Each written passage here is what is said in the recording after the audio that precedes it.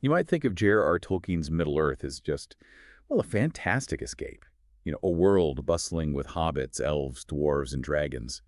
Something really far removed from the deep, often kind of dry debates of political philosophy. Uh-huh. But what if we told you that within its epic narratives, its really enchanting landscapes, there lies a surprisingly profound engagement with some of humanity's most enduring questions? Questions about how we live together. That's exactly what we're doing today.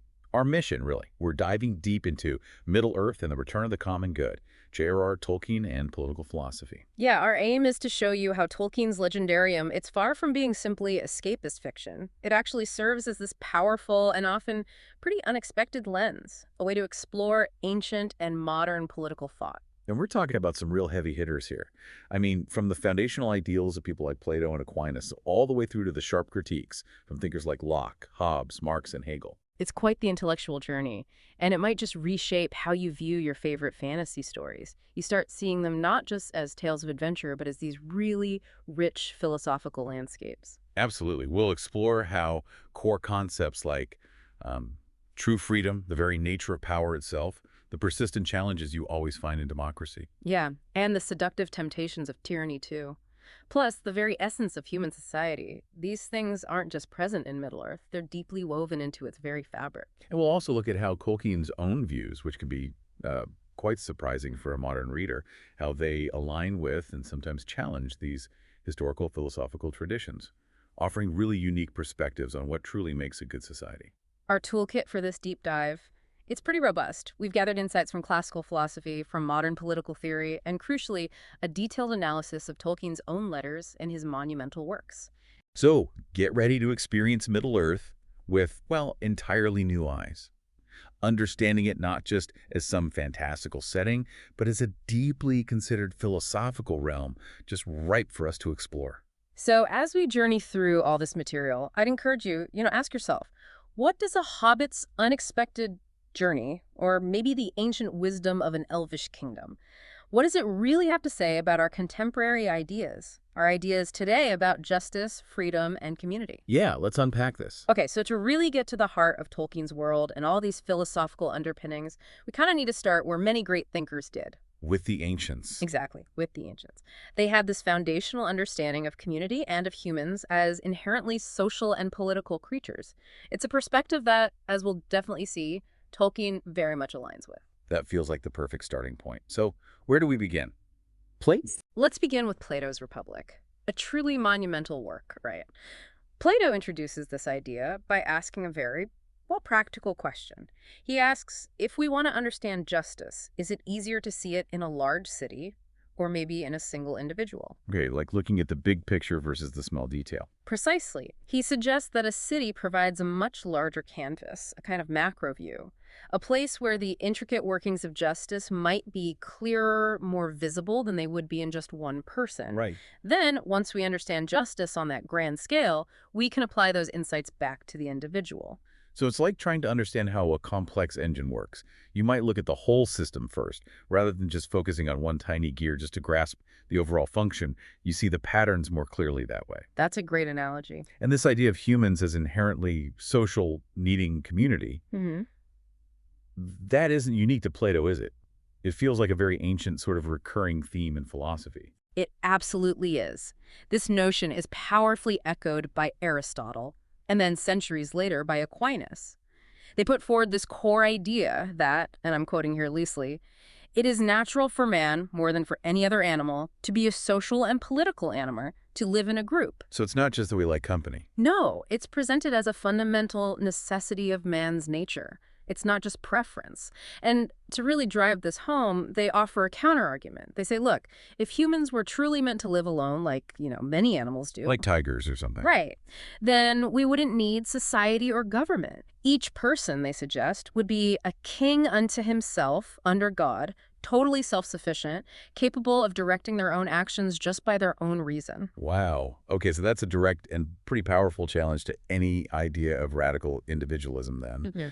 It implies that human flourishing, our actual well-being, is inherently, maybe inextricably, tied to communal existence. to living in a group. Exactly right. It's not just about what we can achieve alone, but maybe what we become when we live together, when we're part of a larger whole. And this naturally leads us to the concept of the greater good, right? The good of the state or the community. Yes, precisely.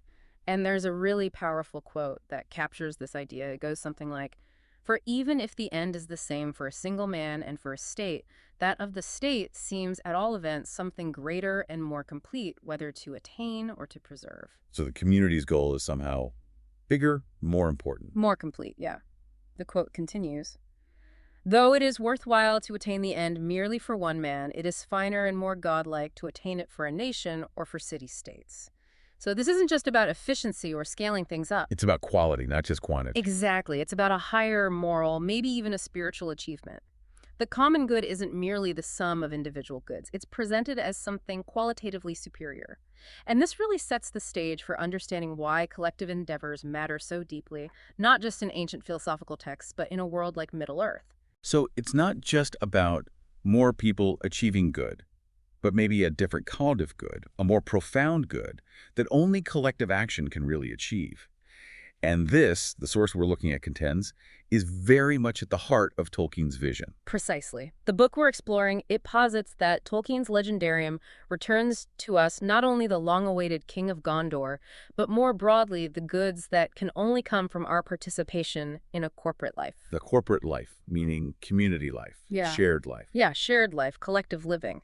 This highlights that Tolkien's vision isn't just about the return of a monarch, which might seem, purely political on the surface. It's about the fundamental structures and the profound benefits that emerge from collective living and having a shared purpose. Okay. It's about a society that functions as a cohesive whole, where individuals find their meaning, their flourishing within that greater corporate body, contributing to something larger than themselves. Right. Okay, so let's do a quick micro recap here, around the 5-minute mark. We've established that from Plato through Aquinas, this idea of humans as social creatures and the collective, the community, as a higher form of good has been central to Western thought. And Tolkien's work, we're finding, really echoes this ancient wisdom. He emphasizes the profound benefits of participating in a shared corporate life. Yes. So this deep understanding of community then leads us to a really fascinating question for our modern world. Where does freedom fit into all of this? Because that seems like a potential tension. It does. And as we'll see, Tolkien had some, surprising and pretty nuanced thoughts on that very concept. Let's unpack that next. All right, moving from those ancient foundations of community, let's pivot. Let's talk about a concept that is often considered maybe the queen bee of modern political thought. Freedom. Yeah, freedom or liberty, big topic.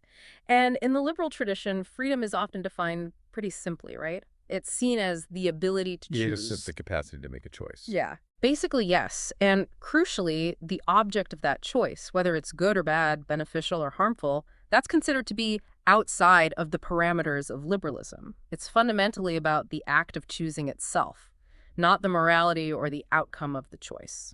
That's a very broad definition, isn't it? Yeah. It sounds like it leaves a lot of room for, almost anything as long as it's technically a choice. Yeah. How did Tolkien engage with this specific idea of freedom? He certainly wasn't against the concept of freedom itself, was he? No, not at all. Our source makes that very clear. Tolkien did not scorn freedom per se, but he did question its meaning under liberalism. What did it really signify? Okay. You see this in his letters, particularly after World War II. He voiced these deep concerns about the global political landscape. He famously asked, what of the red chrysanthemum in the East? He was referring to the rise of communism in Russia. Right. And he pondered, when it is all over, will ordinary people have any freedom left or right?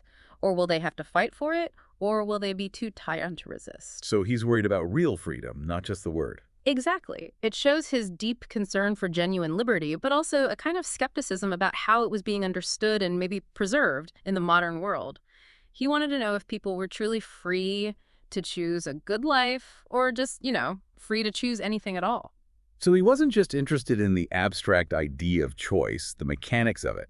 He cared about what choices people could or would make and what conditions allowed for meaningful freedom rather than just a superficial kind. Spot on. And this brings us neatly to Aquinas's fuller conception of liberty, which seems to add a really vital layer here. How so? What did Aquinas add? Well, Aquinas describes freedom in its fullest sense by considering not just the ability to choose, which he termed the formal aspect, but also, crucially, the object of our choice, which he called the material aspect. Formal and material. So not just that you choose, but what you choose. Precisely. Think of it like this. Having the formal freedom to pick up any book from a library shelf is great. But true freedom, for Aquinas, also involves choosing a book that is genuinely good for you, that enriches you. That's the material aspect. That makes sense. This nuanced view was considered so important that Pope Leo III's encyclical Aeterni Patris, a document Tolkien was almost certainly familiar with, actually beckons everyone to, quote, learn again the meaning of liberty at the feet of Aquinas, the angelic doctor of the church. Wow. Learn liberty from Aquinas. Yeah. The implication here is profound. True freedom isn't merely the capacity for arbitrary choice. It's the choice towards a particular genuine good. And this connects directly back to our earlier discussion about the greater good of the state, right? It implies that choices made for the common good actually lead to a fuller, more authentic freedom rather than restricting it. That's a powerful distinction, that freedom isn't just the what of choice, but the why and where to.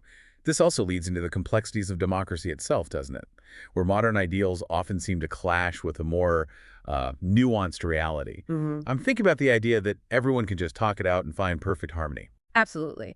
Liberal democracy, in its, ideal form, it posits that there are indeed many perspectives and values, and that when put together, they constitute a harmonious and non-conflictual ensemble. A beautiful vision. It is a beautiful vision of a melting pot of ideas leading smoothly to consensus. However, thinkers as diverse as the right-wing philosopher Carl Schmitt and the post-Marxist Chantal Mouffe, they contend that a fully rational consensus is, in fact, impossible. Impossible? Why? They argue that democracy necessarily demands acts of exclusion, meaning for a group to define itself and make decisions, it often has to sort of, by definition, exclude certain other viewpoints or groups. You can't include everything and still have a defined position. Okay, so the idea that everyone can always agree and find a perfectly neutral, totally inclusive solution is perhaps a bit of an illusion.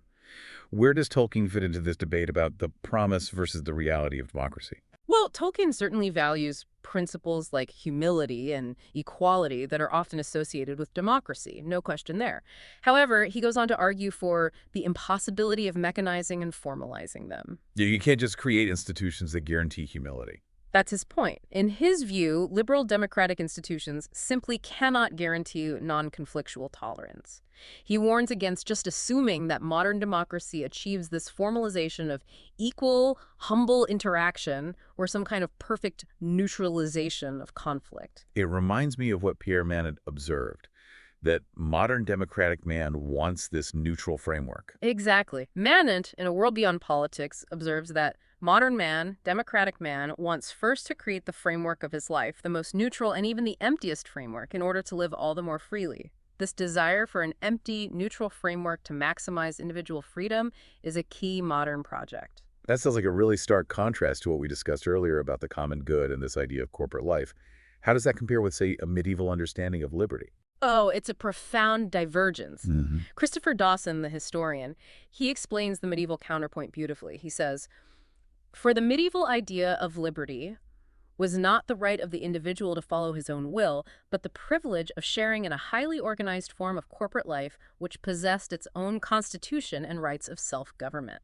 So medieval liberty was about being a free participant in a community with shared rules and a shared purpose, not just doing whatever you personally want. Exactly. And here's where Tolkien delivers a pretty chilling warning, which our source calls the democratic orc warning. The democratic orc. Yeah.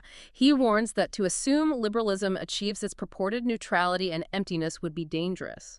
It would blind us to the extraordinary pride and universal greatness assumed by the democratic subject. It opens up the very real possibility that a democratic orc, a sort of deformed democratic subject, would obtain a ring of power. A means to dominate? Yes. A metaphorical means to actualize the libido dominandi, the lust for domination. This, Tolkien warns, would lead to nothing less than slavery. A democratic orc. That's a powerful and genuinely disturbing image. It highlights the potential for abstract freedom, when it's divorced from genuine humility in corporate life, to twist into a new form of tyranny, which is precisely what one might think democracy is supposed to prevent. Precisely. And this also brings us to the inherent tension within the liberal subject, as highlighted by thinkers like Rousseau and Marx. Pierre Manet points to this major internal conflict for the liberal subject, who is living at once both in civil society and the state. Pulled in two directions. Yeah, creating a divided self, a feeling of being half bourgeois, half citizen. Imagine you're a private citizen, focused on your family, your job, your hobbies, what some philosophers call the bourgeois side. But you're also a member of the state, expected to be a citizen, to contribute to the common good. Manet says this creates constant discomfort, sometimes painful division. And Marx saw this division as something that had to be overcome. Yes, Marx argued that this separation between the state and civil society must be overcome for true human fulfillment. Communism disastrously attempted to do this. Now, while the results were catastrophic, seen in its own light, Marx's project was an understandable, albeit brutal, answer to a real difficulty. A difficulty of a regime founded on what he saw as abstract and artificial separations. And such a regime invites attempts to abolish those separations. Exactly. It naturally invites projects aimed at abolishing these very separations, a dynamic we certainly saw play out in the totalitarian movements of the 20th century. Okay, let's hit pause for another micro recap, roughly 10 minutes in. We've explored how freedom is understood, contrasting the liberal idea of arbitrary choice with Aquinas' emphasis on choosing the good. Uh-huh. We've also seen the inherent tension in democratic ideals, where Tolkien, like other critical thinkers, questions the possibility of a truly non-conflictual consensus. Right, and he warns of the dangers of abstract freedom divorced from genuine humility in corporate life, drawing these disturbing parallels to the potential for tyranny, the democratic orchic. This leads us directly to consider how modernity's aspirations, particularly its drive to overcome limitations, manifest in Tolkien's myth, specifically through this concept of the machine. So, stepping further into modernity's influence on Middle-earth, we really come to a critical concept for Tolkien: the machine. And it's important to understand this isn't just about, gears and levers. It's more symbolic. Much more. It's a profound commentary on modernity's relentless drive to overcome all limitations, including the most fundamental ones, like death itself. How does modernity view death differently, according to this view? Well, our source argues modernity views death neither as an ineluctable end that must be courageously confronted, nor as the gateway to salvation. Instead, it's seen as extrinsic and alien to life and ought to be resisted and overcome. So death becomes an enemy to be conquered, rather than a natural part of life. Exactly. That's a radical shift from traditional perspectives. And taken as a whole, the modern project aims to conquer all limitations nature imposes upon human life, most especially suffering and death. And this ambition, this drive, it fuels something else. It directly fuels the rise of technocracy, where technology and expert knowledge are used to manage society. Humanity attempts, through technocracy, to conquer the natural world and secure prosperity and preservation. So technocracy isn't just about efficiency. It's about this fundamental reorientation of our relationship with existence itself, trying to master it, control everything. And in this process, traditional virtues seem to lose their value. Exactly. As a consequence of this drive, certain human virtues just lose their worth. Take courage, for example, hugely important to Aristotle, just as it was to a legendary warrior like Beowulf. Right. In modernity, success increasingly comes through the cultivation of what are seen as the virtues of business. Homo economicus, literally, economic man, focused on profit and loss eclipses. Zoium politikon, man as a political animal, focused on communal life and civic virtue. So the focus shifts from community to economy. Largely, yes. And this overarching premise that death is something to be overcome then inevitably makes power the crux of human life. Control becomes paramount. And Tolkien, as our source highlights, he masterfully mythologizes these very problems of modernity. He explains in his letters that his legendarium is largely concerned with fall, mortality, and the machine. Right. And he defines this machine as nothing less than the will to mere power, seeking to make itself objective by physical force and mechanism, and so inevitably by lies. That's a really powerful and direct statement. It really is. It makes you think, is there a connection here to other philosophers? Like Hegel. There's a related idea, yeah, in the 19th century German philosopher Hegel. For Hegel, the unduly private economic interests of the bourgeois world, this world focused on personal accumulation and comfort, could only truly be restrained and transcended through war. War. That seems extreme. Well, war, in his view, reveals the hard but necessary truth that all possessions, including one's own body and life, are transitory. A truth, he argued, that's obscured in modernity by the success of the liberal state in securing peace and opening up a realm for the proliferation of economic life. So for Hegel, war had this grim, almost clarifying function. It forced people to face their mortality and the transient nature of their stuff, cutting through the comfortable illusions of peacetime. That was his argument. But then modern warfare came along, and Tolkien had a very, very strong reaction to that. The sheer scale of destruction just changed everything, didn't it? It absolutely did, profoundly. The development of modern warfare really problematizes Hegel's idea of war as restraint and correction. And this is what Tolkien references when he notes that his tale is concerned with the machine. In a letter from January 1945 to his son Christopher Tolkien, reflecting on the diabolic hour of World War II, which was destroying the Commonwealth of Europe, he wrote something quite striking. What did he say? He said, "We were supposed to have reached a stage of civilization in which it might still be necessary to execute a criminal, but not to gloat, or to hang his wife and child by him while the orc crowd hooted." He read the total destruction of Germany, made possible by modern warfare, as one of the most appalling world catastrophes. And he saw a connection between that kind of warfare and individualism. Yes. He observed that since modern mechanical, nuclear, and chemical warfare threatens every individual with annihilation, and individual self-sacrifice is meaningless in this situation, it actually exacerbates the individualism at the heart of bourgeois life. Wow. So instead of unifying people or revealing some higher truth, modern war pushes people further into themselves, making individual sacrifice seem utterly pointless. This creates a kind of internal conflict, doesn't it? A kind of schizophrenia, as the source calls it, in modern man. Indeed. As Michael Gillespie perceptively contends, man is thus plunged into schizophrenia. One moment he forgets death entirely and is concerned only with his present pleasure and advantage. The next moment he recognizes its imminence and dedicates himself to abolishing the weapons that make it possible. But we don't succeed in abolishing them. Right. And failing to succeed in that, man is propelled into a frenzied accumulation of the means of destruction he most wants to destroy. This eliminates the restraint upon desire that, for Hegel, war was supposed to secure. It's a very disheartening cycle, a modern paradox. Wanting to destroy the means of destruction while simultaneously being driven to accumulate them. Precisely. And this isn't just abstract philosophy in Middle-earth, is it? We see the machine, literally, physically in the Shire with Saruman's industrial mill. It's not just a metaphor there, it's a very real destructive presence. Absolutely. Tolkien vividly incorporates the modern mill as a prime exemplification of the machine. In the prologue to The Lord of the Rings, we learn that hobbits do not and did not understand or like machines more complicated than a forge bellows, a watermill, or a hand loom. Which indicates their preference for simpler, pre-modern ways. Exactly. It shows their decisive adherence to simpler technology. And we gain an even sharper sense of this when Sam Gamgee gazes into the mirror of Galadriel, only to find this nightmare vision of his beloved home. What does he see? He sees the old mill had vanished and a large red brick building was being put up where it had stood. Lots of folk were busily at work. There was a tall red chimney nearby. Black smoke seemed to cloud the surface of the mirror. And Sam declares, there's some devilry at work in the Shire. It's a direct, almost Dickensian critique of industrialization's blight. Very visual. It really is. And it gets even more explicit when they finally return to the Shire after the quest. Farmer Cotton's account of Lilko Sackville Baggins, or Pimple as they call him, is just chilling. He wanted to grind more and faster. That sounds like the logic of the machine right there. It is. Farmer Cotton recounts how Pimple knocked the old mill down almost as soon as he came to Bag End. Then he brought in a lot of dirty-looking men to build a bigger one and fill it full of wheels and outlandish contraptions.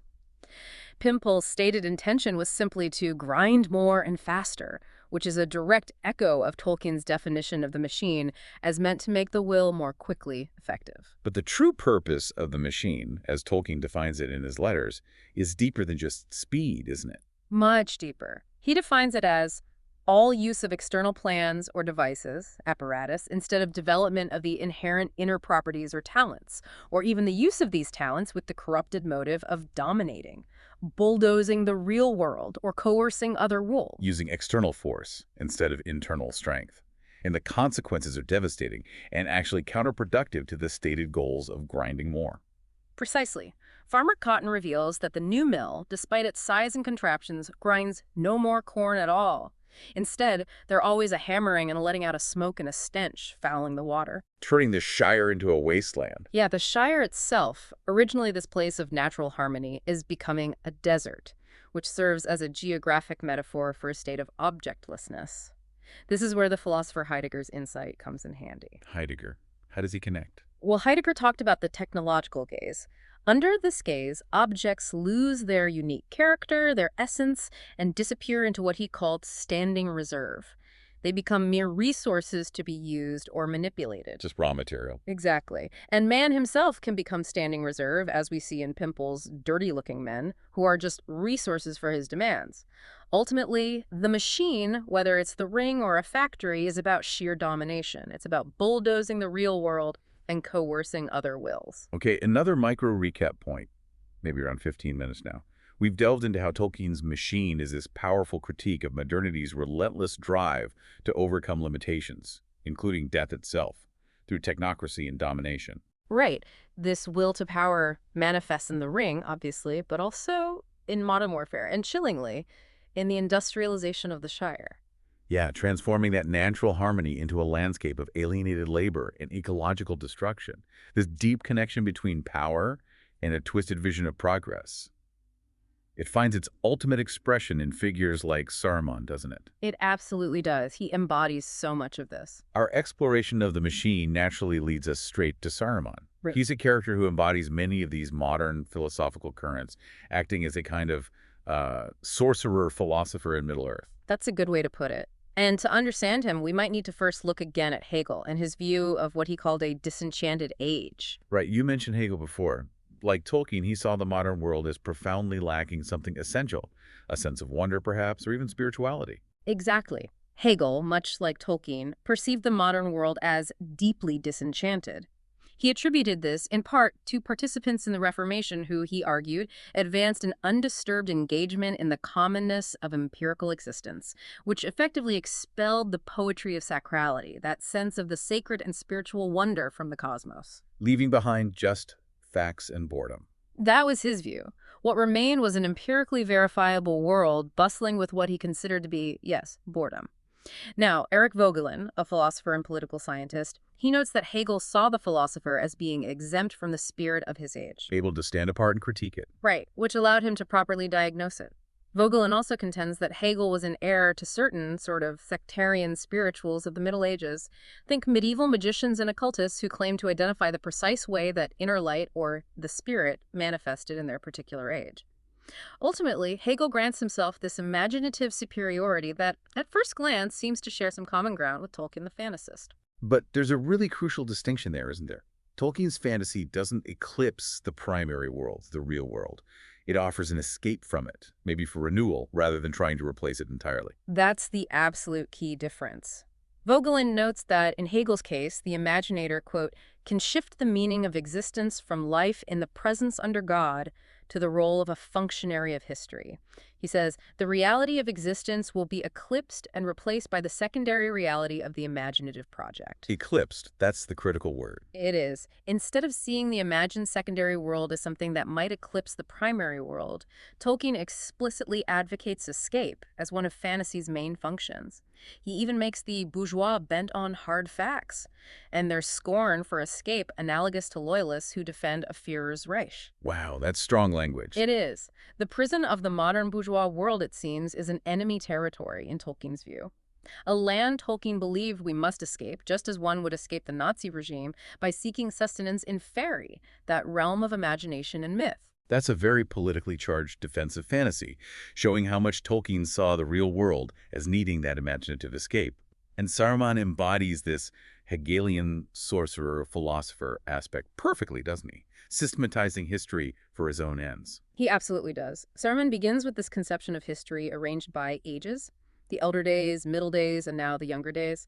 Here, like Joachim of Fiora, a 12th century churchman who divided history into 3 distinct ages, and like Hegel, he reveals himself as an imaginator who has systematized history and who possesses the meaning of an age not yet in existence. He thinks he knows the future, the meaning of the future. Right. Erik Vogelin sees Gnostic characteristics in Joachim of Fiora, whose Age of the Spirit envisioned a community of the spiritually perfect who can live together without institutional authority. Hegel, similarly, develops this imaginative project of imminent history, with an ultimate age to be inaugurated by himself. It's a desire to not just understand history, but to control and direct its future. And this ambition, this desire for control, it leads Saruman into a very, very dark alliance. Indeed. Saruman's plan to lead the West means he first feels he must ally himself to that power, the political theological power of Mordor. He has to join the enemy to beat them, in his mind. Or perhaps to co-opt their power. Gandalf recognizes Saruman's new voice and logic as having a disturbing affinity with the emissary sent from Mordor. This implies that Saruman perhaps couldn't have even conceived of the secondary reality which he unveils, his vision for the world, his plans, had he not subjected himself to the influence of Sauron's black magic. That's a chilling thought. His ideas are tainted from the source. It seems so. Elrond, upon hearing of Saruman's theories, calls the news grievous, stating pointedly that it is perilous to study too deeply the arts of the enemy for good or for ill. This really highlights the corrupting influence of engaging with that kind of power, even if one starts out with what might seem like good intentions. So Saruman's power and his vision are fundamentally corrupted by his engagement with Sauron's methods. It blurs the lines between good and evil entirely. And his voice itself becomes a tool of this dark philosophy, doesn't it? A way to ensnare others. It absolutely is. Saruman's voice insists that it alone possesses the key to history. He says, "Much have I desired to see you, mightiest king of western lands, to save you from the unwise and evil counsels that beset you." Vogelin notes that Hegel, the philosopher, posits himself as a savior, and it's probably no accident that Saruman promises, "Still will I save you and deliver you from the ruin that draws nigh, inevitably." But Gimli sees right through it. He does. Gimli is not fooled, astutely observing, "The words of this wizard stand on their heads. In the language of Orthanc, help means ruin, and saving means slaying. That is plain." That's a crucial insight from Gimli, cutting straight through the deceptive rhetoric. It highlights Saruman's true intention, which is what some philosophers like Hegel called libido dominandi, that deep, almost insatiable lust for power and control. Absolutely. The desire not just to lead, but to dominate, to force others into your vision. As Vogelin presents Hegel, he forces salvation from the non-reality of his lostness. When the sorcerer philosopher realizes that his secondary reality results only in his isolation from the rest of society. He can't stand being alone in his vision. Apparently not. According to Vogelin's reading, the whole world must be drawn into the imaginary secondary reality. The sorcerer then becomes the savior of the age by imposing his system of science as the new revelation of mankind at large. All mankind must join the sorcerer in the hell of his own damnation. That's terrifying, and it's precisely what Saruman attempts, isn't it? Striving to appeal to Gimli, Theoden, even Gandalf again, inviting them into his prized hell. Exactly. And this is fueled by a profound contempt for anyone who doesn't possess his wisdom. It's a very elitist, almost arrogant view. Like Hegel saying philosophers are closer to God. Pretty much. Hegel wrote that the philosophers are closer to the Lord than those who live by the crumbs of the Spirit. They read or write the cabinet orders of God in the original. This reveals a deep contempt for those without what he deems true wisdom. Saruman's voice contains the exact same contempt. He prides himself on bearing no ill will toward Gandalf, even though Gandalf has returned in the company of the violent and the ignorant. He says, "They are both members of a high and ancient order. Let us understand one another to heal the disorders of the world." And how do they do that? They must dismiss from thought these lesser folk. Dismiss the hobbits, the Rohirrim, everyone else. Yes. Saruman's words truly bleed with the Hegelian libido dominandi, that lust for domination. Yet those listening, like Theoden's men, they hear Saruman's words as though they have been drenched in enchanting wine. They assume Gandalf will ascend into the tower to discuss deep things beyond their comprehension. It's an intoxicating, incredibly deceptive form of rhetoric. Okay, let's do another quick recap. We're on the 20-minute mark now. We've seen how Saruman, much like a sort of Hegelian sorcerer, seeks to impose his will and control history through a fabricated secondary reality. And it's ultimately driven by a contempt for those who don't possess his supposed wisdom. This deep dive into Saruman's political philosophy really highlights the seductive power of a vision that promises salvation through total control, even if it means enslaving others in the process. Absolutely. Which brings us directly to the ultimate embodiment of that desire for domination, Sauron himself. Continuing our journey into the darker aspects of political philosophy within Middle-earth, we come now to the concept of desire, particularly as it relates to domination. Right. And thinkers like Hobbes, J.R.R, and Tolkien, despite their many differences, actually all seem to agree on one thing, that desire is the primary engine of human nature. It's what fundamentally drives us. That's a powerful shared premise. Hobbes in particular is really famous for his view of human nature as being driven by these insatiable desires. He saw a constant striving for more and more. Indeed. In his seminal work Leviathan, Hobbes describes a perpetual and restless desire of power after power that ceaseth only in death. For him, man cannot live whose desires are at an end. Felicity, or happiness, he asserts, is a continual progress of the desire from one object to another, the attaining of the former being still but the way to the later. So it's never ending.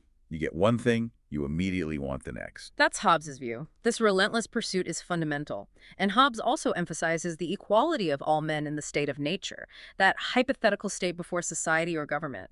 This equality, he argues, leads to an equal hope for each individual's goals to be attained, which in turn results in conflict. How so? He says, if any two men desire the same thing, which nevertheless they cannot both enjoy, they become enemies, and in the way to their end, endeavor to destroy or to subdue one another. That sounds like a recipe for constant strife. A war of all against all, as he famously put it. And Tolkien, mythologically, explores something very similar in his creation myth, doesn't he? With Melkor's discord, which is a kind of primal chaos. He does, beautifully. In Tolkien's creation myth, the Enderlindale, Melkor's individualized, deviated thoughts create discord in the great music, a profound, primal disharmony right in the very act of creation. This mighty rising or uprising of power manifests as what our source calls a stable chaos. Stable chaos, that sounds like a contradiction. It does, but think of it as a well-structured disorder with mechanisms that maintain its stability. Melkor's discord eventually reaches a point where, to the listening Iluvatar, the supreme creator, it is as though about his throne there was a raging storm, as of dark waters that made war one upon another in an endless wrath that would not be assuaged. That vividly embodies the Hobbesian war of all against all. It really does. And crucially, Melkor's desire isn't just for an object Iluvatar possesses, it's deeper. He desires the capacity to bring things into being, a primal creative urge that gets twisted into a desire for dominion, for control over whatever is created.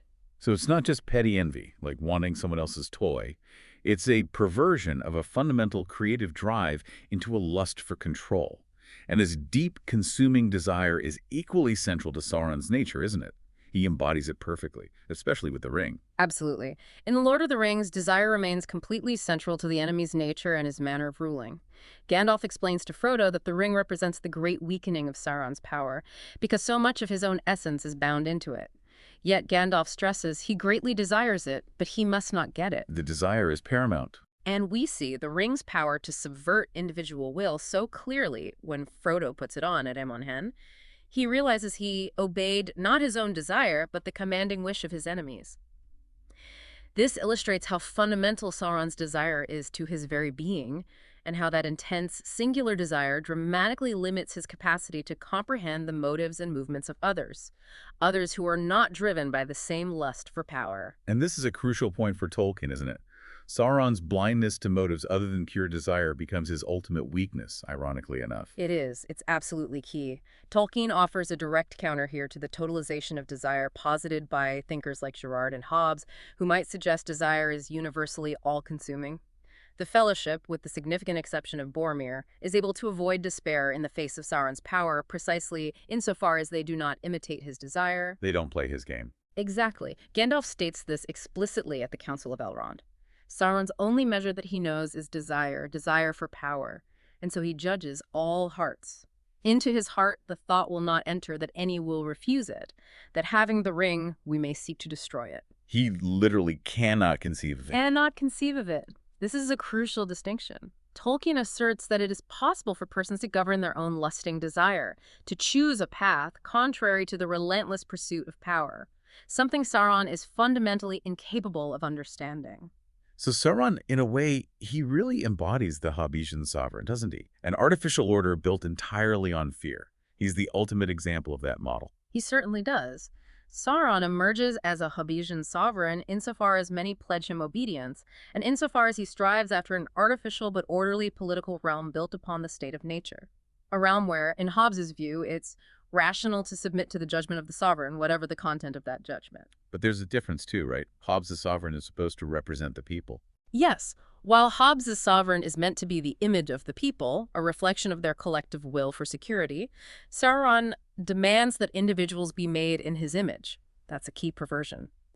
Now, Hobbes argues that the manner of acquiring sovereignty, whether by institution and consent or by force and despotism, is of little concern. How you get power doesn't matter, only that you have it.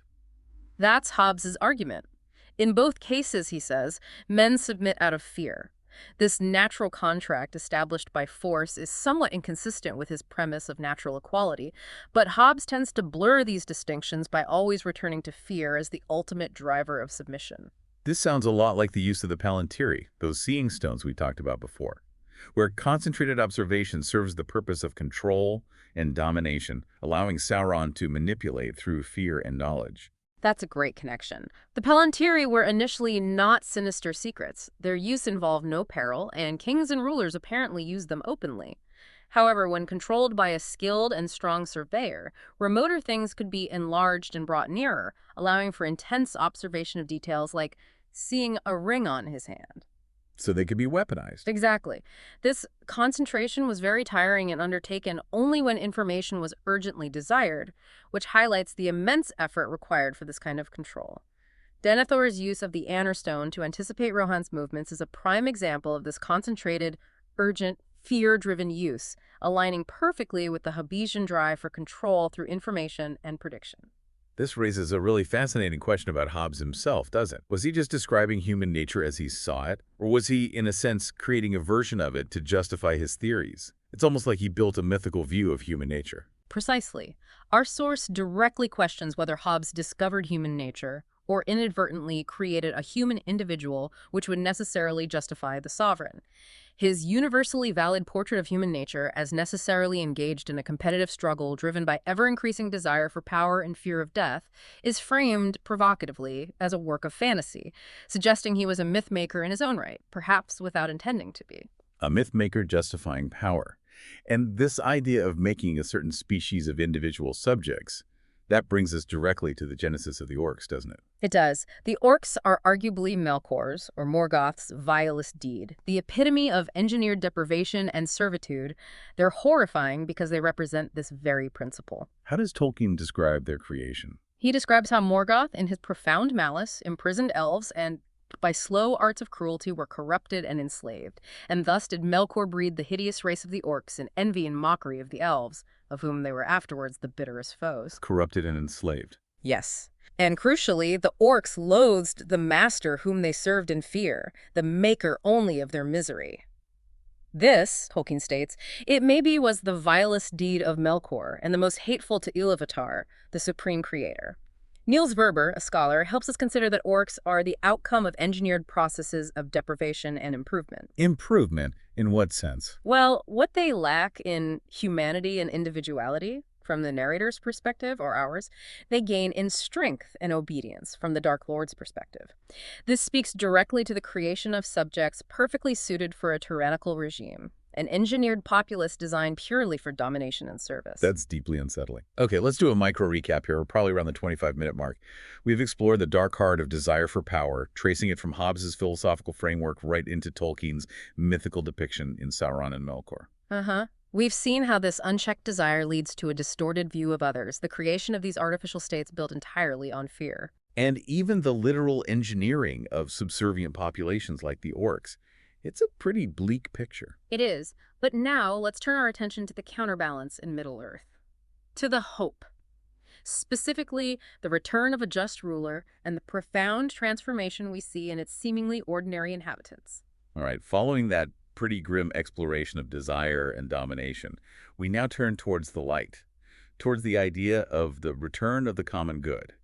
And this is most vividly personified in Middle-earth by Aragorn's return to kingship. Exactly. The return of the king, the title itself signals not just the restoration of a monarchy, but more profoundly the return of the common good to Middle-earth. It's about restoring a right order to society. And this aligns with Tolkien's own nuanced political views, doesn't it? Which were quite traditional, even described as right-wing, as his biographer noted. Yeah. What did that mean in his context? That's correct. Humphrey Carpenter, Tolkien's biographer, noted that Tolkien was right-wing in that he honored his monarch and his country and did not believe in the rule of the people. Now, Tolkien explicitly stated he was not a Democrat. Why not? What was his reasoning? Because he believed humility and equality are fundamentally spiritual principles, and he thought they are inevitably corrupted by attempts to mechanize and formalize them through political systems. The result, he warned, is not universal smallness and humility, but universal greatness and pride, till some orc gets hold of a ring of power, and then we get and are getting slavery. So for Tolkien, true humility and equality can't just be legislated into existence. They have to be cultivated within individuals and the community, and without them, democracy could actually become a path to tyranny. That's quite a thought. It is, and it brings to mind Aquinas' defense of monarchy, which seems relevant here. Right, you mentioned Aquinas earlier. It's fascinating, almost counterintuitive for our modern ears, that democracy could lead to greater pride, not humility. It makes sense then that Aquinas in his writings would defend monarchy. How did he see a single ruler as being beneficial? Indeed. Aquinas, in his treatise De Regno, or On Kingship, argues that a single ruler is actually best able to procure the unity of peace. Now, he was well aware of the fear of tyranny. He acknowledged that because both the best and worst can occur in a monarchy, the evil of tyranny has rendered the dignity of kingship odious to many. He knew kings could be terrible. Absolutely. He understood the fear of a ruler who siphons the common good for personal gain, oppresses subjects, or suppresses excellence out of suspicion. However, Aquinas argued that a true king promotes the common good of the many. He saw this as mirroring the natural order where one part rules the body, like the heart, reason rules the soul, and one God is the maker and ruler of all in the universe. This unity, he contended, is most natural and ultimately best for achieving the collective good. And Tolkien even uses the language of kingship in a negative sense, doesn't he? As a perversion with Morgoth, the original Dark Lord. Yes, very pointedly. In Tolkien's early drafts of the Silmarillion, Morgoth actually calls himself King of the World. It's a self-given title that directly reflects Aristotle's view of tyranny as simply a perversion of kingship. Morgoth desires to be lord and to be a master over other wills. Pure domination. Exactly. And Manwë, the goodly angelic, being described as King of the Valar, he reproves Morgoth, asserting his own authority as Ilúvatar's vice-regent, a representative of the true creator. This clearly distinguishes between legitimate unifying kingship, which is focused on the common good, and tyrannical domination, which serves only the ruler's selfish will. This philosophical connection between one God and one king is also explored by Erik Peterson in his work, Monotheism as a Political Problem, right? It's a very deep historical argument about political theology. It is. Peterson explores how ancient political theology often authorized earthly monarchy through the heavenly rule of one God. However, he argues that the rise of Trinitarian theology, the Christian doctrine of God as Father, Son, and Holy Spirit, which asserted the supranational kingship of Christ, actually challenged this, admitting no imperial or national rivals. So Christ's kingship trumped earthly emperors. That's Peterson's argument. As an Augustinian, he emphasizes peace as a gift solely from God, rejecting the idea of an emperor bringing true peace. Now, our source acknowledges that it's possible to reject the specific idea that one God equals one king in a literal political sense without abandoning the concept of political peace or the idea of a good Christian emperor. It's a complex theological and political debate. Fascinating. So Aragorn's return, then, it's about more than just establishing peace. It's about establishing something truly fundamental. Distributive justice. How does his reign demonstrate that? Absolutely. Aragorn's reign restores harmony and order to the ruled individually and to bodies of the ruled, to the communities that make up Middle-earth. This is exemplified in his concrete acts of justice. Like what? Well, he pardons surrendered Easterlings, he frees the slaves of Mordor and gives them territory to live freely, and he makes peace with the men of Harad. There's also a really poignant example with his gift to the Drúden, the wild men of the forest. Gonburigan's people. Yes, he gives the forest to Gonburigan and his people to be their own forever. It's described as a gift of freedom that requires considerable kingdom resources for its ongoing protection. This really underscores the primacy of the common good. As Aquinas argues, a rational creature's good is ordered to a superior common good like God. In every genus, Aquinas states, the common good is superior. The individual's singular good is not greater. It is ordered to the universal common good. This emphasis on the common good. on justice beyond mere individual gain. It stands in pretty stark contrast to the values of the bourgeois world and unchecked capitalism, which Tolkien also critiques, right? Even way back in The Hobbit. It feels like a very modern problem cropping up within a fantastical setting. Indeed, The Hobbit surprisingly begins with what appears to be a very modern, almost commercial bargain for Bilbo's journey. It's complete with shareholders, 2 scheduled meetings, a modest life insurance provision, and even a signed contract with an emphasis on punctuality. Very businesslike for Hobbit Hole. Right. Yet, our source points out this is all underpinned by much older customs. Hospitality, property rights, the rule of law elements that actually transcend pure commerce. But then, the Master of Lake Town serves as a clear critique of that purely commercial mindset. How is he portrayed? He's characterized as shrewd but imaginatively stunted, a small-souled individual who cares only about profit and loss. When Smaug attacks, he abandons his people, hoping only to save himself and his wealth. The people themselves demand his deposition, shouting, "Up the bowmen and down with money bags," showing their clear disdain for his money-mindedness over true leadership. And the source we're using critiques the common interpretation that the master's main problem was merely cronyism, right? The idea that he was corrupt just because he was both mayor and businessman. Right. While some might suggest the problem was simply that he was both mayor and businessman, creating cronyism, our source argues this interpretation actually valorizes the small-minded, unheroic economic virtues. It implies the problem wasn't his myopic money-mindedness itself, but only the cronyism. Missing the bigger picture. Exactly. It misses Tolkien's broader critique of a system driven purely by profit. Karl Marx, in the Communist Manifesto, observed how the bourgeois, the class driven by economic gain, put an end to all feudal ties and left remaining no other bond between man and man than naked self-interest and callous cash payment. Cash became the only connection. That was Marx's critique. He noted the constant revolutionizing of production, leading to a state where all that is solid melts into the air, all that is holy is profaned. This echoes the feverish, greedy money madness that some historians saw developing from medieval complaints that everything is subject to money.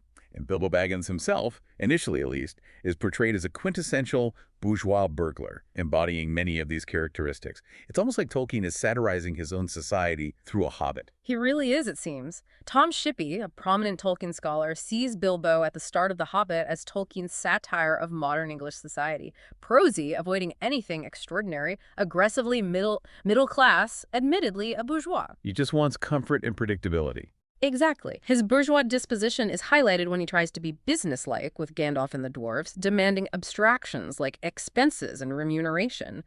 This embodies the observation by critical theorists Horkheimer and Adorno that the bourgeois society makes dissimilar things comparable by reducing them to abstract quantities, demanding sobriety, respect for facts, and banning wishful thinking. But Bilbo undergoes a massive transformation, doesn't he? He moves away from that initial mindset, showing that change is possible even for a comfortable hobbit. Yes, profoundly so. By the end of The Hobbit, Bilbo goes a long way toward rejecting or at least moderating that capitalist spirit. He loses his respectability back in the Shire, being held by all the hobbits, to be clear. But crucially, he does not mind. He values his experience more than their opinion. It seems so. This transformation is significant.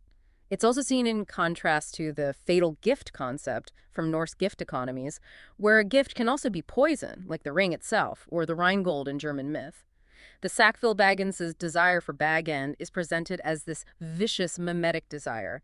They invent the fiction that Bilbo isn't genuine, a form of symbolic destruction, just because his return thwarts their acquisitive urges. They want his stuff, so they attack his character. Pretty much. Marcel Mauss, the anthropologist, discussing the Round Table, contrasts the sordid envy and stupid struggle of knights before Arthur's Round Table, where all were theoretically equal, mediating conflict with the acquisitive nature of modernity.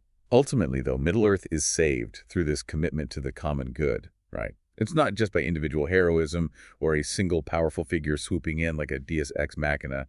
It's a collective effort. Exactly. Middle-earth is saved not merely through the lone quest of Frodo, or by Aragorn descending in some single-handed deus ex machina, as if by some divine intervention, but through the commitment of innumerable characters to the common good. And fealty to political protagonists, our source argues, is actually part of the education into the common good. Loyalty matters. Loyalty matters. Tolkien himself noted this, somewhat controversially perhaps, saying, touching your cap to the squire may be bad for the squire, but damn good for you, which suggests the value he saw in hierarchical loyalty for character development, contrasting it with a more modern, individualistic disdain for authority. Okay, let's summarize this segment, maybe around the 30-minute mark.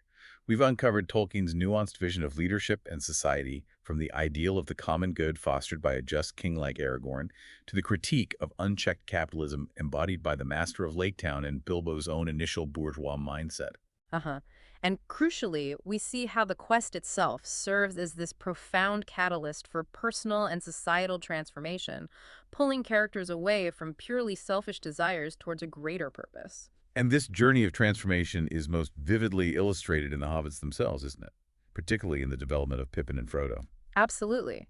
Their journeys are central to understanding this philosophical education. So we've seen how profound these overarching philosophical themes are. But it's really in the individual journeys of the hobbits that these ideas truly come alive. They become tangible through what the source calls their political and philosophical education. And this often seems to begin with fundamental human experiences, like vulnerability. That's a great point. Alasdair MacIntyre, a modern philosopher, offers a really powerful insight here. He argues that most philosophical quests for understanding human nature and the good life are actually deeply inadequate. Inadequate why? What do they typically miss? Because, MacIntyre contends, philosophers often overlook human vulnerability and affliction, and the absolute centrality of dependence upon others. He points to the mother-child relationship as a paradigm for moral relations, where the child is utterly vulnerable and totally dependent. He asks, provocatively, what difference to moral philosophy would it make if we were to treat the facts of vulnerability and affliction and the related facts of dependence as central to the human condition? That's a huge question. How does this relate to Middle-earth? Well, Gollum, though not human, is a profound case study for exactly this. Tolkien sewed a strong thread between humans, hobbits, and Gollum, noting explicitly that Gollum was of hobbit kind. Gollum presents the raw problem of disfigurement and the related questions of dependence. He forces characters and readers to grapple with the implications of radical vulnerability and what our response should be. And this leads directly to Frodo and Sam's profound moment of misericordia, right? That moment of mercy towards Gollum, despite his absolute wretchedness and treachery. Precisely. Frodo, having himself borne the ring, dimly guessed the agony of Gollum's shriveled mind and body, enslaved to that ring, unable to find peace or relief ever in life again. And Sam, faced with the perfect opportunity, maybe even justification, to end Gollum's treachery, explicitly chooses misericordia, mercy, over justice. He questions, it would be just to slay this treacherous, murderous creature before consciously opting for mercy instead.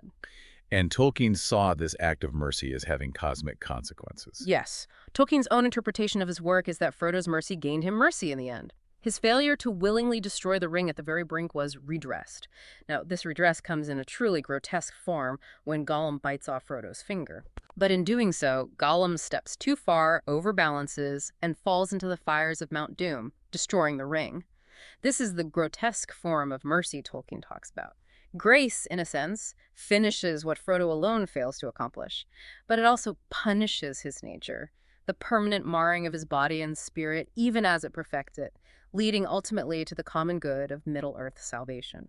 It shows that the common good and individual contribution far exceeds singular needs or perfect actions, sometimes in very unexpected and painful ways. So it's a painful, sacrificial mercy that ultimately saves the world. And Pippin's journey, too, is a profound process of development, isn't it? Almost like an Aristotelian development, moving from vice towards virtue, from an almost carefree, naive hobbit to a wise Thane of the Shire. Yes, absolutely. Pippin initially demonstrates several characteristic Aristotelian vices, particularly excessive sanguinity. Sanguinity, meaning he's overly optimistic. Yes. Overly optimistic, almost blindly confident. He's confident in danger, to the point of being blind to reality, believing all will turn out well, and undertaking hardships without an accurate understanding of just how difficult they are. Aristotle notes such optimists are like drunkards, a point relevant to Pippin's imprudent act at the Prancing Pony, where his drunken revealing of Bilbo's story seriously endangers the company. He doesn't grasp the stakes. Not initially, yet Gandalf offers unexpected support. He argues Pippin's state is not permanent, understanding that the Shire's apolitical culture has left its mark. He defends Pippin's inclusion in the Fellowship, noting, "Neither does Frodo, nor do any of us see clearly. It is true that if these hobbits understood the danger, they would not dare to go." So the quest itself becomes the crucible for Pippin's development, especially through his political service in Gondor under Denethor. It really hones his senses, doesn't it? Absolutely. His service under Denethor, who is a steward so obsessed with private goods that he believes Gondor's destruction equals the whole West's destruction, profoundly sharpens Pippin's discernment. This affiliation sensitizes him to the chasm that can sometimes separate official rule from natural law, from true justice. And we see this increased keenness later. Yes. It's evident when he correctly suspects Lotho Sackville Baggins is at the bottom of it. Regarding the pipeweed shortage back in the Shire, he's learned to see beneath the surface, and Gandalf confirms their political capability at the very end, stating, "You must settle the Shire's affairs yourselves. That is what you have been trained for." Highlighting the quest's purpose beyond just the ring. Exactly. It highlights the quest's teleological end, its ultimate purpose beyond the ring's destruction. It's about developing the virtues necessary for them to participate in the good life and govern their own land wisely. And this new political awareness leads directly to Pippin's rebellion against unjust rule when they return to the Shire. He literally tears down that list of arbitrary rules. Indeed. Upon his return, Pippin, now sensitized to the chasm that can sometimes separate official rule from natural law, immediately tears down the ridiculous list of rules that greet them at the border. This echoes Aquinas' teaching that every human law has the nature of law only insofar as it is derived from the law of nature. If it disagrees with natural law, Aquinas says, it will not be law, but a corruption of law. So their disruption isn't really sedition. Not according to Aquinas' definition. The disturbance against the chief's government is not seditious because a tyrannical government, by definition, is directed not to the common good, but to the private good of the ruler. In this view, the chief himself is the tyrant, guilty of sedition for encouraging discord and ruling unjustly to secure his own power. And the orc-like behavior in the Shire shows this corruption. Yes, the orc-like behavior among the hobbits, orc talk, the petty infighting, under the chief's reign, signifies their corruption by this unjust rule. It's a classic example of tyranny suppressing the very things that create fellowship and community. Like feasts and gatherings. Right. Aquinas, citing Aristotle, notes that tyrants prohibit those things which create fellowship among men, such as wedding feasts and banquets. This connects powerfully to Mayor Whitfoot's initial duty of presiding at banquets, contrasted with Lotho's actions of doing as he likes, which ultimately injures the multitude. Pippin's journey then beautifully encapsulates Aristotle's three ways of life. What are those? First, the life of pleasure, his initial state in the Shire. Second, the political life, or the life concerned with honor and public service, starting with his service to Denethor and culminating in his role as Thane. And finally, the life of contemplation, articulated through his later establishing a library of historical information, engaging with philosophic content, reflecting on deep truths. That's a remarkable arc. And Frodo's path, too, it takes a contemplative turn, doesn't it? Leading to a kind of self-sufficiency beyond the Shire, but it's a quiet, almost reclusive kind of peace he finds. Yes. Frodo, upon his return, finds self-sufficiency by taking to a quiet life, writing a great deal, and going through all his notes. The Shire, now united in its care for him, becomes a single complete community, large enough to be nearly or quite self-sufficing, originating in bare needs but continuing for the sake of a good life, echoing Aristotle's politics. But he's moved beyond honor. It seems so. While Sam is pained to notice how little honor he had in his own country, Frodo dropped quietly out of all the doings of the Shire, having moved beyond the economy of honor. He is devoted to writing, valuing higher goods than mere political life or public acclaim. But he's too deeply hurt to remain in the Shire, isn't he? The wounds are too deep. So his journey to the Undying Lands, then, it's a kind of ultimate sacrifice, a departure from the very world he saved. It is. He saved the Shire, but not for me, as he says. He approximates the kenosis of Christ, this idea known in theology as kenosis, or self-emptying, where one gives up their own glory or well-being for a greater purpose. He departs for the Undying Lands, a place of pure being untainted by becoming, seeking healing he can't find in Middle-earth. Yet, even his contemplation has a purpose for others. Absolutely. His seemingly isolated contemplation has a profound political aim. He tasks Sam with reading and preserving the Red Book so that people will remember the great danger and so love their beloved land all the more. And that will keep you as busy and as happy as anyone can be as long as your part of the story goes on. His leisured contemplation and writing directly serve the future common good, reminding subsequent generations of what was saved and why their land is precious. This all brings us to a final and really crucial point, the problem of anonymous power in the modern world. It feels like Tolkien's world, with its clear heroes and villains, its visible kings and dark lords, is such a stark contrast to our own, where power is often much harder to identify, much more diffuse. This is a significant challenge today, isn't it? Even in common projects, the bearers of power have become increasingly anonymous, transferring authority, delegating, leaving each seemingly exempt from responsibility. It's hard to know who's really in charge sometimes. This contrasts sharply with the clear responsibilities and visible figures in Tolkien's world. You knew exactly who the king was or who the Dark Lord was. But resistance is still possible. Yes. Despite this modern anonymity, resistance to consumer society norms still occurs in households, workplaces, schools, local communities, parishes.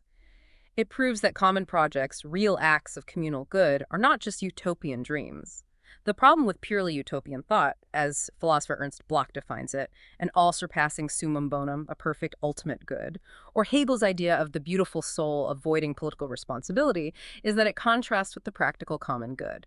A recovery of the practical common good, the source argues, avoids the pitfalls of dreaming of some purist communist state that ignores real-world complexities and human limitations. It's about working for good within the world we have. Mega recap plus flashcard key takeaways. Okay, so to synthesize and conclude this really deep dive, what began as a journey into a fictional world, full of hobbits and magic, reveals itself as this profound engagement with the very real, enduring questions of how we ought to live together, how power should be wielded, and what true freedom really means. That's right. Tolkien, far from being just a masterful storyteller creating an escapist fantasy, he really emerges as a vital, often surprising voice in the ongoing philosophical conversation about justice, power, freedom, and crucially, the common good. Yeah, his Middle-earth is not just a place to escape to, maybe, but a deeply considered philosophical landscape, a place we can learn from. Absolutely. The struggles against the machine, the seductive allure of total control, the fundamental nature of desire, and the relentless quest for true justice. All of these resonate so powerfully in our world today, just as they did in his time. It's really a testament to the enduring power of myth, isn't it? Its ability to illuminate our deepest political and ethical dilemmas, reminding us that these aren't just academic debates, they're living, breathing forces that shape our lives and societies. Definitely.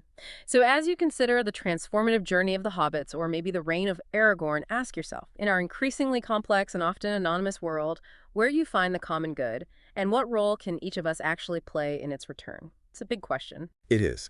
And just as a quick memory refresher, here are some of those key takeaways, almost like flashcards, to keep in mind from our discussion. Okay, first up, man as social animal. Remember, human flourishing isn't just individual. It fundamentally requires community. Ancient thinkers like Plato and Aquinas showed how collective life offers a greater and more godlike good than purely individual pursuits. Right, and then freedom's true nature. For Tolkien, echoing Aquinas, freedom isn't just the ability to choose, but the object of your choice matters. True liberty involves participating meaningfully in a corporate communal life, not just pursuing arbitrary individual will. Next, the democratic orc warning. Tolkien, like critical thinkers such as Moff and Schmidt, warns that unchecked liberal democracy, if it's divorced from genuine humility and a commitment to the common good, can paradoxically lead to a new form of pride and tyranny. Then there's the machine, will to power. Tolkien's machine, whether it's the ring, modern industrialization, or warfare, represents the corrupting will to mere power that seeks to dominate and instrumentalize reality rather than cherish it. And the sorcerer-philosopher. Figures like Saruman and certain philosophical currents like Hegel's historical narratives illustrate how some seek to control history and impose their own secondary reality, often leading to forced salvation and profound contempt for others. Don't forget desire for domination. That Hobbesian desire of power after power drives figures like Sauron, blinding them to motives beyond their own lust for control. But Tolkien offers hope. It is possible for people to govern their own desires. And relatedly, orcs as engineered subjects. The creation of orcs by Morgoth serves a chilling political purpose. They are engineered subjects, deprived of their humanity for the sake of the Dark Lord's strength and obedience, a populace perfectly suited for tyranny. Moving towards the good. Kingship for common good. As exemplified by Aragorn and defended by Aquinas, a single just ruler can best secure peace and justice by prioritizing the common good of the many, not their own private gain. And the bourgeois critique. Tolkien, even in The Hobbit, critiques capitalism's shift to naked self-interest and money madness, which alienates and distorts values, contrasting it with older, more communal gift economies. Then the Hobbit transformation. Characters like Pippin and Frodo undergo profound ethical and political development through their quest, moving from self-interest towards civic virtue and contemplation, demonstrating the journey's purposeful, teleological nature. And mercy and sacrifice. Frodo's mercy towards Gollum, even amidst personal suffering and his own ultimate failure to destroy the ring himself, highlights how justice, grace, and sacrificial action intersect for a greater good beyond individual capacity. Finally, resistance to tyranny. Tolkien shows, aligned with Aquinas, that unjust rule is actually a form of sedition against the common good. Resistance is justified when governance serves private rather than communal benefit, even if it looks like disruption. That covers the main points, I think. A lot to mull over. Definitely. A journey through Middle-earth that takes us deep into the heart of how we live, or how we should live, together.